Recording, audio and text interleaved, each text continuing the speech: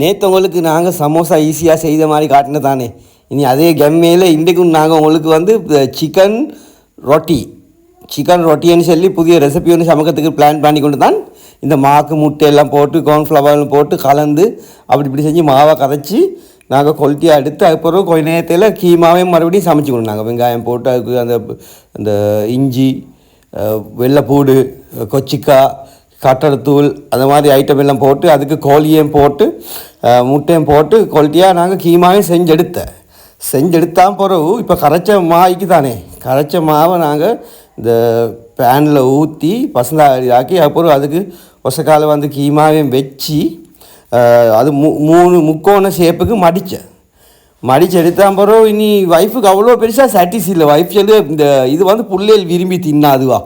இந்த இது வந்து அந்த இந்த பேன் கேக்குக்கு கறி சுற்றி வச்ச மாதிரி தான் நீக்கும் பிள்ளைகள் விரும்பி தின்னாது. அதுக்கு எனக்கிட்ட ஒரு ஐடியா உண்டிக்கு அப்படி நாங்கள் செஞ்சு பார்ப்போம். அப்போ இந்த தின்னும்னு சொல்லி அப்போ நாங்கள் செய்ய போன ரெசிபி இது சரியா சிக்கன் ரொட்டின்னு சொல்லி சும்மா ரொட்டி ஒன்று மாதிரி ஐட்டம் ஒன்று செஞ்சு வீடியோ ஒன்று போடணும் தான் பிளான் பண்ணினேன். நீ வாய்ப்பு சொல்லி பிள்ளைகள் வந்து அவ்வளோ விரும்பி தின்னாது. இது வந்து இந்த பேன் கேக்கில் கறி சுற்றின மாதிரி தான் நீக்கும். அதை சுற்றி நாங்கள் வந்து மாவை கரைச்சி அதை மறுபடியும் வைப் சென்ன இதை வந்து மாலை போட்டு அதுக்கப்புறம் அதுக்கோசக்கால பிஸ்கட் தூளை பூசி நாங்கள் வந்து அதை பொரிச்செடுப்போம். அப்போ குவாலிட்டியாக அது வந்து டேஸ்ட்டாக வரும். ரோல்ஸ் ஒன்று மாதிரி ஐட்டமாக பிள்ளைகள் எல்லாம் விரும்பி தின்னுவாங்கன்னு சொல்லி சென்றோடனே நீ வைஃப் தெரியும் தானே. இது பிள்ளையாக எத்தனையோ வருஷம் எக்ஸ்பீரியன்ஸ் குசினியில் பெரிய எக்ஸ்பீரியன்ஸ் தானே.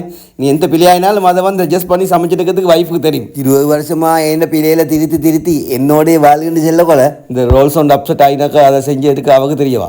இனி அவட ஐடியா படி நாங்கள் அதை வந்து மாலை கரைச்சி மறுபடியும் வந்து ரொட்டின்னு சொல்லி பேரில் இந்த வந்து மாலை போட்டு அதுக்கப்புறம் ஒசக்கால பிஸ்கட் தூளை தூவி பொடிச்செடுத்தேன்.